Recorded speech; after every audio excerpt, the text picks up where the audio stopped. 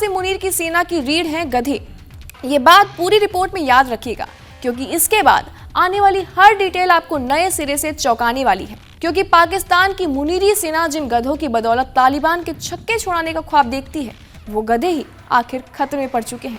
नमस्कार, मैं कनिष्का मिश्रा, स्वागत है आपका जी न्यूज़ के इस डिजिटल प्लेटफॉर्म पर।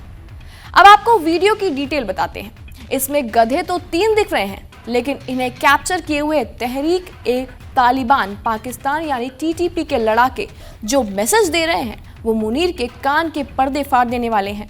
जी हाँ, मुनीर की सेना के 3 गधे को रस्सी में बांधकर टीटीपी के 3 लड़ाके पश्तो भाषा में जो बोल रहे हैं, उसका मजमून कुछ ऐसा है, ये देख लो। मुनीर, तुम्हारी सेना की औकात हमारे आगे बस इतनी सी ही है। आज हमने तुम्हारी सेना के गधे अपने कब्जे में लिए हैं, आगे पूरा पख्तूनख्वा इलाका ले लेंगे। तुम अपने गधे तो बचा नहीं पाए, हमसे क्या लड़ पाओगे। सोशल मीडिया पर वायरल हो रहा ये वीडियो, इसके कमेंट्स देखिए। लोग कैसे पाकिस्तान के पख्तून बहुल इलाके में एक्टिव तहरीके तालिबान को सपोर्ट कर रहे हैं, मुनीर की सेना का मजाक उड़ा रहे हैं। बेशक टीटीपी का ये वीडियो मुनीर को चैलेंज प्रतीकात्मक रूप से दे रहा हो, लेकिन आप समझिए कि इस प्रतीक के लिए टीटीपी के लड़ाकों ने गधों को ही क्यों चुना। तो दरअसल पूरे पाकिस्तान में 60 लाख गधे हैं। इनमें से 10 लाख का इस्तेमाल सेना करती है। सेना ने मंडी और बाहुद्दीन में गधों का पूरा डिपो बना रखा है। एक गधा 1000 किलो तक का बोझ उठाता है। सेना इनका इस्तेमाल पहाड़ी क्षेत्रों में करती है और तालिबान के खिलाफ जंग में ये बड़े लॉजिस्टिक सपोर्ट है। चीन को गधे बेचकर सेना अरबों रुपए कमाती है, इसीलिए तालिबान ने इन्हें पकड़कर चैलेंज दिया है। इन आंकड़ों के जरिए हमारा मकसद किसी जानवर को कमतर आंकना नहीं है, ये बात याद रखिएगा, क्योंकि गधे तो वैसे भी सबसे ज्यादा मेहनती और बोझ उठाने वाले जानवर माने जाते हैं। लेकिन पाकिस्तान की सेना जिस तरह इनकी क्षमता से ज्यादा बोझ लाती है, उनके लिए इनकी जान की कीमत फूटी कौड़ी भी नहीं है।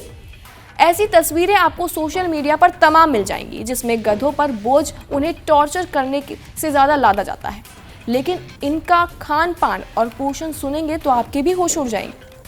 दरअसल जिस पाकिस्तान में आटा, चावल, दाल और सब्जियों के दाम इतने आसमान छू रहे हैं कि आम लोगों का जीना मुश्किल हो रहा है, वहां इन मेहनतकश गधों को क्या दिया जाता होगा, इसका अंदाजा जरा आप खुद ही लगा सकते हैं।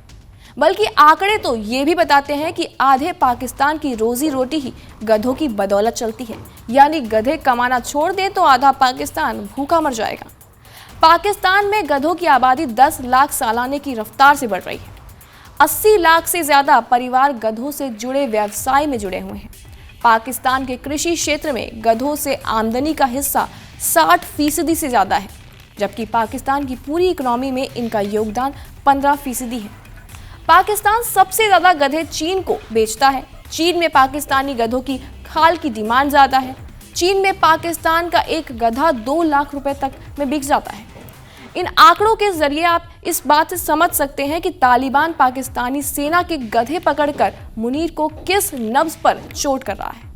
क्योंकि गधों की अर्थव्यवस्था का सपोर्ट पाकिस्तानी सेना को मिलना बंद हुआ तो तालिबान के खिलाफ उनकी जंग भी कमजोर पड़ेगी। यानी मुनीर की ताकत तोड़ने के लिए गधों पर कब्जे से बेहतर और कुछ था ही नहीं।